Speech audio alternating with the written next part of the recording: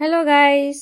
मेरो छोरा चाहिँ यहाँ काखमा बसिरहेछ। उसलाई चाहिँ जाडो लाग्यो अरे पुरा। डुडु डुडु, है है, चिसोमा जाँदैन। बाहिर चिसो छ पुरा। हामी चाहिँ अब बसेको पुरा जाडो भयो, बाहिर चिसो छ। घाम पनि छैन आज त। डुडु पनि हाम्रो साथै छ। चिसो लाग्यो अरे, घुमाउनु लैजा अरे। कहाँ लाने यस्तो जाडोमा घुमाउनु? अन्त सबै अब कामहरू त लुगाहरू त धोइसक्यो, तर सुकाउँदैन अहिले। चिसो न चिसो छ, झन् चिसो हुन्छ। घाम लागेपछि मात्रै हो। हाम्रो घर त यस्तो मिलेको छैन अहिले, सामानहरू आएको छैन अझै। उयोहरू आउनुपर्छ, टेबलहरू।